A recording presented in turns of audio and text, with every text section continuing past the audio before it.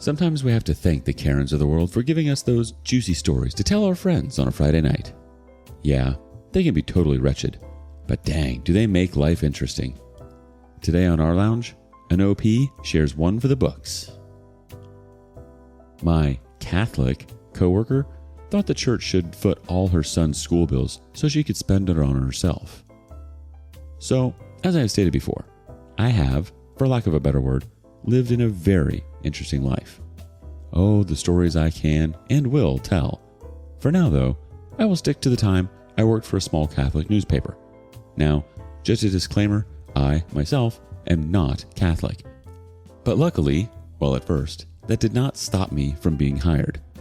This was both a blessing, in that it paid the bills, and I got to do what I loved as a sole graphic designer, and a curse, in that I worked with some over-the-top people, including one that kept trying to convert me, a woman who was the epitome of being a Karen, years before being a Karen was even a thing, and a man who was a deacon who literally spearheaded a campaign with a subordinate of his to gaslight me, and then went on to harass another female worker as well, along with stealing commissions from yet another subordinate.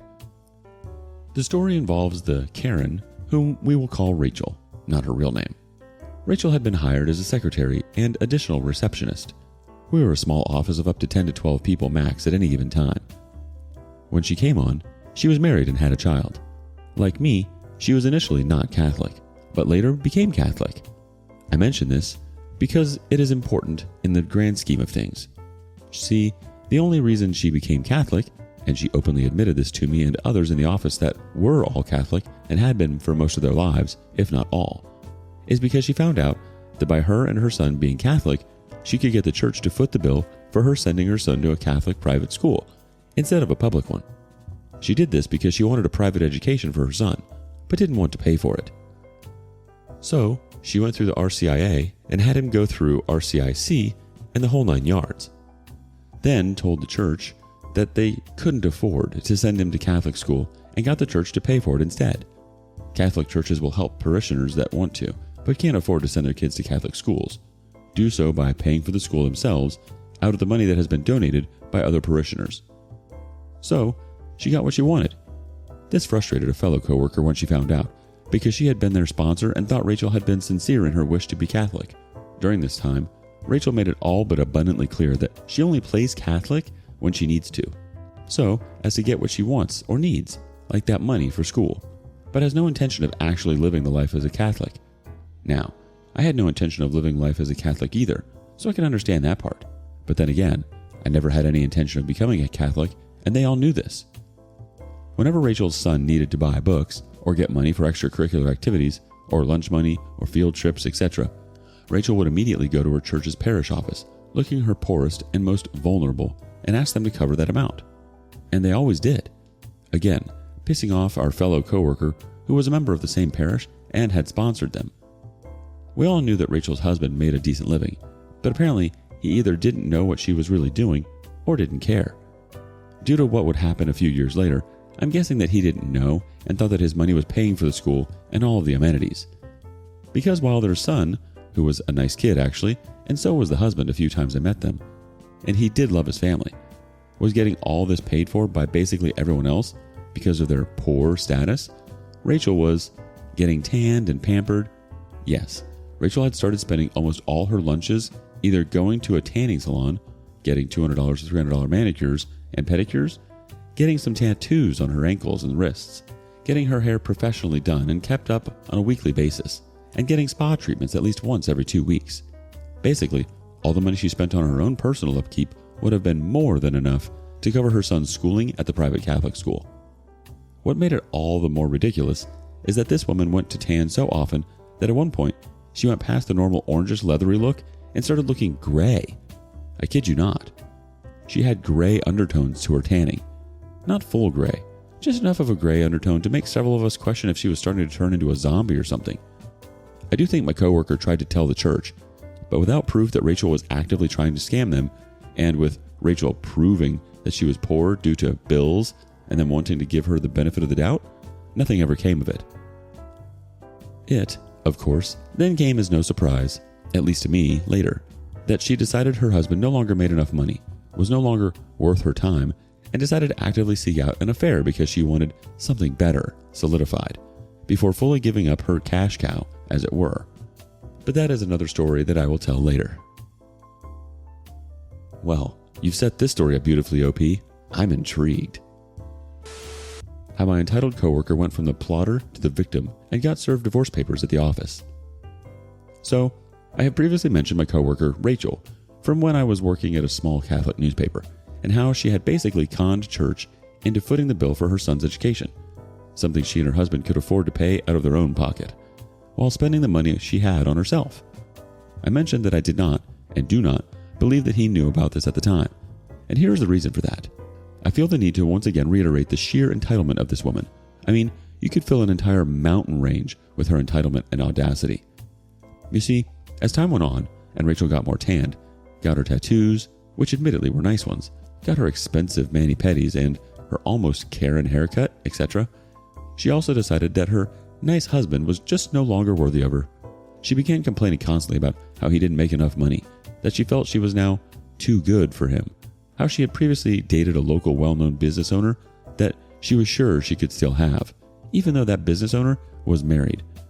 Not necessarily a lie, as everyone in the area knew this business owner had a propensity for having extramarital affairs, sort of an open secret. She then started bragging that she could have any guy she wanted, and would even mention that she was starting to go on to dating sites. This was back before Tinder and WhatsApp, when you had to use Match.com or eHarmony, etc. Of course, she would stop the cheating talk whenever her son was around, since it was an individual building with a small staff and a decent amount of space. We were allowed to bring in our children if we needed to, especially since everyone's children tended to be well behaved and were old enough by this point to keep themselves busy, and no one really took advantage of this. So her son, who was a preteen, would come by the office after school on a lot of days and wait for his dad to pick him up. During this time, however, while she would stop with the cheating talk, she would still make thinly veiled insults and derogatory comments about her husband in front of their son, who would try to ignore her, but you could see he was uncomfortable with it. When her husband would come to pick up the son, she would always find something to criticize the poor man over. He was a couple of minutes late. Literally, he was 2 to 3 minutes late once, and she blew up at him in front of everyone. He didn't pick up an earlier call fast enough. He was supposed to grab something from the store, but it was wrong. He wasn't dressed nice enough. He was in casual clothes on a day off, but it was still decent looking. He was dressed too nice if he had just gotten off work, not bright enough or smart enough, etc. I mean, this woman was doing everything in her power to emotionally wreck this man, who was a very nice man. She even stated that he was always treating her nicely, and it irritated her because it made her feel like he wasn't a real man, because he remembered birthdays, anniversaries, and got her flowers or presents, etc. People, I wish I had a guy in my life that would treat me half as well as this man treated Rachel. This behavior would get worse all the time. At one point, she got mad and spent the entire day at the office ranting and raving because she had to try to make him jealous over a stranger and he didn't attack the guy. That would be like common sense? By the way, her making him jealous was to gush over the way the guy looked. Instead, her husband just seemed defeated by her comments. By this point, she had eroded away most of his confidence and walked away. Now by this point, she has really started running their finances into the ground with all her me pamperings and purchases, and he has finally started to notice and get some of his shiny spine back. He starts insisting that she cut back on spending. She can't stand for this, so she decides she needs a real man who makes real money and will lavish her with anything she wants at any given time. Enter a fair partner. She finds the perfect patsy, if you will. Though I'm still not sure who was really conning using who in this relationship on one of her dating sites. Only problem is that he is from Canada and we are all Midwest USA. So start the long distance, fully emotional affair. She would gush about him at the office, printed out photos of himself that he sent her, and talk about how wonderfully attentive he was, how attractive he was, and how rich and successful he was. Please note, this is important later. Now, I myself had been trying some online dating and even an in-person matchmaking business around this time, so I was already having enough issues with the messes I had to clean up from the creeps I kept attracting, some of which were downright frightening. So I will admit I was already jaded with the belief that there were a lot of scammers and liars that would use these venues to prey on easy targets. Thus, I was probably more than a little biased for this next part. Feel free to call me an a-hole for it, But I did not trust this man on any level. It took her a while to even get the first picture of him, and that first pic was almost a glorified headshot, like you see in a school yearbook, only older, like a teacher. It was apparently very recent, and he looked very healthy in it. Again, this is important later. She said he was just getting out of a long marriage himself and was going through a divorce, and so he understood where she was coming from in regards to her own currently still ongoing yet unhappy marriage. After a few months pass, and many more pics of him looking fine and dandy, I come into the office one morning to see her standing by the copier in tears, utterly despondent. The reason? He had given her some bad news. Apparently, he had been trying to figure out how to tell her. He had brain cancer and 6 months to live. Yeah, again, I'm probably the a-hole here, and definitely jaded by the liars I have encountered and seen my friends encounter, because I had an ex and 2 of my friends had exes by this point, who all 3 had, at different points in time, pulled the I have cancer card to either try to guilt us into continuing to date them after we had broken up, or in one friend's case, as an excuse to break up with her.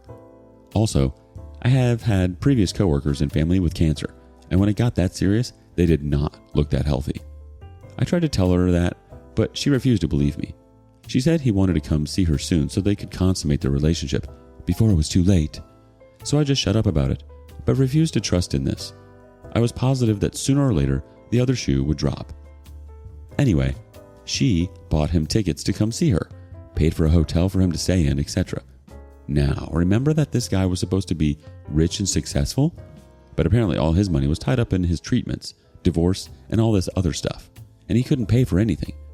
I began to see a bit of karma here.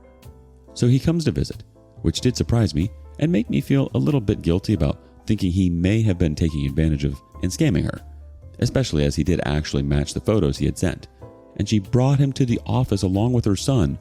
Oh boy. Remember the coworker from the last post that was Rachel's sponsor to become Catholic? She lit off. She was the assistant editor of the paper, and for all intents and purposes, second in charge, if you ignored the actual diocese and focused solely on in-office staff. She reamed Rachel up one side and down over this. She basically told Rachel that while she could not tell Rachel not to have an affair, or what to do or not to do in her private life, she could tell her that not only was it extremely inappropriate to bring her affair partner to the office, but that as a Catholic business that was family-oriented, it would look bad on business as a whole. What if the Archbishop walked in while Rachel was flaunting her affair partner around the office? Nope. As long as Rachel was still married, she was not to bring any affair partner to the office. When Rachel tried to talk to our editor about it, who was himself a rather leaned-back guy, he just reiterated what our coworker had told Rachel before. No affair partner in the office. She was not happy, but he never came by again. Anyway, the trip lasted a week or so, and another few months of her flying him out on her dime, and him needing assistance with his brand new miracle treatment that cured him of his cancer, and all hell finally broke loose. Remember when I mentioned that her husband had started asking her to limit her spending? Well, turns out that he had also started paying closer attention to that spending, even more so after the affair partner had started coming for monthly, twice-monthly weekend visits, and he was not happy with what he discovered. Namely that all the money he had been giving her for their son's education was not going to the school. She was still having the church pay for all of that. But that now she was spending more on online dating sites and then on bringing her affair partner from Canada once or twice a month for a weekend at a time. I guess he must have wanted to wait a while to get all his ducks in a row, because he never actually confronted her about it. I do know that she got a bit worried at one point that he was distancing himself from her and seemed to have become very cold, but she couldn't figure out why, because she honestly believed, yes, and she stated this, that he was too stupid to notice her having an affair. So, one final fall day it happened. I was in the back, in my office, eating lunch while reading the non-Catholic paper. As a graphic designer, I had a large room with 3 computers for my own workspace, because it would become the space where we would put the paper together, and when deadlines would loom, several people might all be back there at once. So essentially, I had the largest office in the building all to myself most of the time, when the scream issued from up front. When I say everyone came running out, I do not jest. This scream had to have been heard in India, and it wasn't frightened or sad. It was indignant and angry. We rush out to see a gentleman in a suit leaving the building, and Rachel clutching a batch of papers, red in the face and looking like she was trying to strangle a rock for blood. She had just been served divorce papers, and she was having none of it. Somehow, she managed to convince herself that she would be the one to serve them when she was ready, and she had not been ready just yet, because she was waiting for her affair partner to propose to her. He actually did propose to her a while later, again, making me feel guilty for thinking he was a scammer, and with her own list of demands, etc. Among the divorce papers, proof of her affair. Yeah, Rachel did not see that coming. Now, you would think that this would be the end, and that Rachel would be happy to let her not worthy husband go, so she could be with her perfect affair partner. But no, if that were the case, then Rachel would not be nearly the entitled person that she was. She was not going to go down without a fight. She was going to prove that she was the real victim in all this, even if it meant trying to commit fraud and trying to convince me to give her forgery lessons. But that, dear ones, is a story for another day. Oh boy, Rachel walked right into this one. Honestly, it's usually the people that can't shut their mouths. Why would she flaunt a affair partner around like that? Is she just bored? She must just live for the drama, but at her husband and son's expense. That's so sad. Did she literally think she could get away with it? And to play the victim? Yeah, okay. That definitely sounds like something a cheater would do. My entitled coworker asked me for forgery lessons. Rachel's trilogy comes to an end. Okay, I have mentioned my entitled coworker Rachel from my days working at a small Catholic newspaper before, but for this and upcoming stories, I think it is time to introduce the rest of the circus, as it were. The ones that were working there at this time are as follows. All names have been changed to protect both the innocent and the guilty. People who worked here previous to this and people who started after this point will not be mentioned yet, as they are not relative to the story at the time. The Archbishop, our publisher, who did not come to the newspaper office that often and really doesn't feature in this story, but I wanted to be understood that yes, there are 3 people that our editor answers to, as the newspaper is considered part of the Archdiocese organizational structure. The other 2 that the editor is also responsible for answering to are the Chancellor and the Vice Chancellor, who work directly below that Archbishop, but don't have any official newspaper title. Tom, our mostly beloved, if a little dense at times, editor-in-chief, who was suffering some serious on-off health issues, important as it explains why so many rotten things happened under his watch that he had missed. Jane, our then assistant, or associate, as the title changed at one point, editor, who also sponsored Rachel during her RCIA and switched to Catholicism. She was basically the one in charge at this time, and Tom was often out of the office due to his health issues.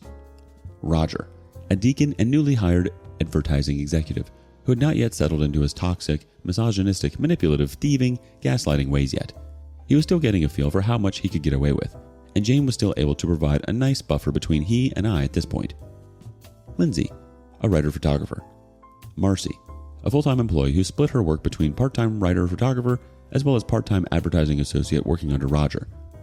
Rachel, a long-time receptionist, secretary, who shared duties with Gina, who was extremely entitled. She has a soon-to-be ex-husband, a son, and an affair partner. Gina, another receptionist secretary, who shared duties with Rachel and had been working there for about 1.5 years or 2 years by this point. Also worth noting that she was newly engaged to her longtime boyfriend. Kathy, our office manager. And yours truly, me, the graphic designer. There were others that would come and go at this time, but they were usually either people that were temps to help during peak printing times, freelancers that would help write, take photos, or our IT guy that would come in as needed. Basically, none of them worked in the office on a regular basis. Anyway, I digress.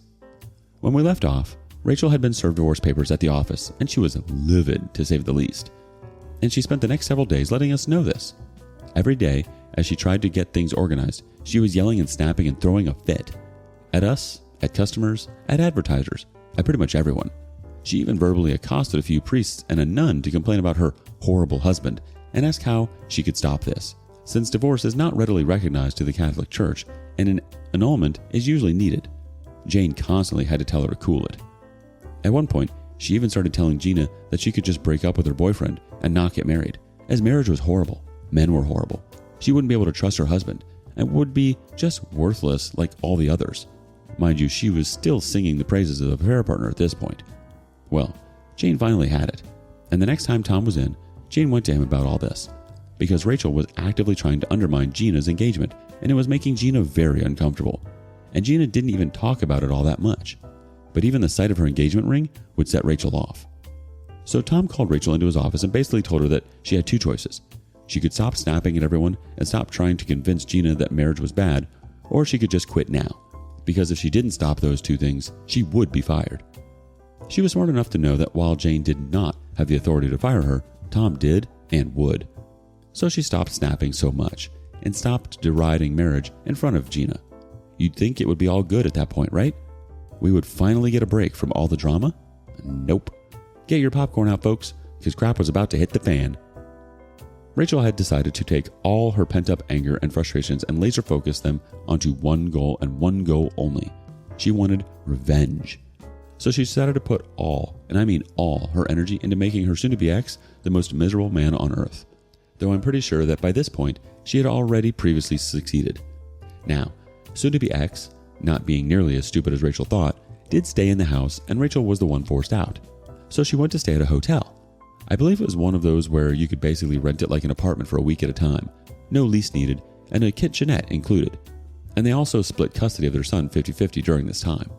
But her being without her house, her access to his money, as he had cut her off from his paycheck with the exception of a small bit for child support, even though he was not required yet, and her having to use her own money to buy things, all just added fuel to the fire of her wanting to get back at soon-to-be ex. Though it was not initially much of a revenge plan, as it basically consisted of her trying to take him for everything he owned, under the guise of deserving both alimony and child support, and was positive she could get full custody in the house. She decided that while tanning and constant haircuts, dye jobs were a continued must, she would forego the weekly mani-pedis and twice-monthly spa treatments. Instead, she started looking for lawyers, any that would explain to her that she was highly unlikely to get alimony under the circumstances, as she had been employed for several years, was not a stay-at-home mom, and had a good enough skill set and work history to remain employed or get a new job. She would dismiss from consideration almost immediately. She was going to get her alimony. She did eventually settle on a lawyer who was willing to do what she asked and try to bilk him for everything. So with that done, she started gathering all financial records, all past bank accounts, all information she could get. She started bringing all this paperwork to the office, and anytime the phones weren't ringing or she didn't have a specific job she had to do, she would instead pore over all this information. And that was when it happened. We were on the second day of deadline. Our newspaper deadlines lasted 3 days usually, and I had just finished pasting in ads to some of the pages. We had not gone full electronic for our printing yet, so some ads needed to be pasted onto the hard copy. Now Jane, who would sit in the back with me when I would lay out pages, so I knew what stories needed to go on what pages, had gone back to her desk. So I was back there by myself. Rachel came up to me in a bit of a rush, waited for me to turn to her, and shoved the 2 papers in my face and asked, "OP, do these 2 signatures look the same?" I stepped back, completely confused, and looked at the 2 papers. I noticed that one was an official-looking document with soon-to-be ex's signature at the bottom, and the other was a plain piece of copy paper, where soon-to-be ex's signature had been written about 3 to 4 times. After a moment, I realized, though, that it was not soon-to-be ex's signature, but attempts at soon-to-be ex's signature. Not the worst attempt I had ever seen at someone trying to copy another person's signature, but definitely not passable either. I looked at Rachel and asked, "Did you try to mimic his signature?" She nodded, and I told her, "You failed. Anyone with training is going to know they aren't the same." "But do you think it's close enough to pass for someone who isn't trained?" At this point, I was starting to feel very uncomfortable with this line of questioning, so I told her that I did not think it would pass mustard with anyone who was even slightly familiar with his signature. A bit of a lie there, because I thought some people not paying attention might fall for it, but I didn't want to be roped into whatever scheme she was planning. Forgery is not something I was willing to get involved with on any level. Like my freedom, and do not want to go to jail for any reason. That was when she asked if I could teach her how to get his signature down. By this point, alarm bells weren't just ringing in my head. They were playing the complete 1812 overture, cannons and all. So I asked her what this was all about, and that is when she told me. She has been getting some of soon-to-be ex's mail, and among them was a bank statement from a bank that soon-to-be ex had not used for years. It turned out that he had an account there back when he was in college, before they married, that he had let go into stagnation when they did get married, because they had combined finances and opened up a joint account at another bank. Apparently at the time, he had less than $1 in the account, and figured they would just automatically close it after a set time, so he wouldn't have to worry about it, which, for that time period, was normal for accounts under a certain amount. What neither of them knew was that after he had stopped paying attention, the school had apparently found a payment error and refunded him a few $1,000s. Not much, but enough that when, years later, after having a lawyer going over everything in search of anything she could use, Rachel had found out about this long-forgotten account, and she had called the bank. Since she was still his wife legally, she gave them his name with her address so that she could get a statement as to what was still in the account. Her plan was to perfect his signature and send in the paperwork for them to send her a check or transfer it into a new single bank account. I tried to explain to her that I did not think it would work and why. One, he would, sooner or later, figure it out. She was insistent he wouldn't, and because he had forgotten he had even had this account, let alone knowing it had any money in it, that they would want to talk to him or see him in person. And she said she could just have a fair partner pose as him over the phone, as she had soon-to-be ex's social security number and other info that she could have a fair partner give them, and that it wouldn't be able to be in person anyway because it was in a completely different state, half a continent away. She was positive there was no way she could get caught. But she really needed me as an artist to show her how to forge his signature properly. What the F? Yes, I probably could have technically shown her and or done it if I had wanted to, but no. As I said before, I don't like the idea of being in jail. I don't want to risk that. My sister once told someone that if she was going to go to jail, it better be for a payout of millions, and even that would still be not enough. I feel the same, especially since I was a single mom to a 6-year-old kid myself at the time, who was helping care for her disabled parents. So I simply told her no, but I could not and would not help her. Now, Jane had come back by this point, as Rachel had taken the no and somberly gone back up front, mumbling about doing it herself and trying to figure out how to get the money. Jane looked at me and asked what was that all about, and I told her. She looked at me as though my head had just flown off. She was like, "Wait, she asked you to commit a crime?" I said, well, technically, she asked me to abet a crime she would be committing. Jane was not happy for several reasons. She said that this was beyond unacceptable and would talk to her. I told her that it was unnecessary, as I had already told Rachel no, and that she would most likely get caught anyway, but Jane insisted that she shouldn't have even asked me in the first place. So she did talk to Rachel, and while Rachel didn't actually apologize, she didn't get angry at me. She did come back, though, to complain about how Jane had apparently overheard our conversation and yelled at her for that, saying she was not to ask people to take part in illegal activities for her divorce ever again. Thank you, Jane, for not ratting me out. Jane admitted later that since Rachel hated her by this point anyway, she saw no reason to cause more drama with the truth, so she told Rachel she had heard the entire conversation from the hallway, taking the full brunt of Rachel's anger. Rachel never did ask me about forgery again, though, and while I do not know whether she got that money or not, it was never mentioned after that. She continued on with insisting on getting what she wanted, and that was bleeding soon-to-be ex dry. Spoiler alert, she didn't.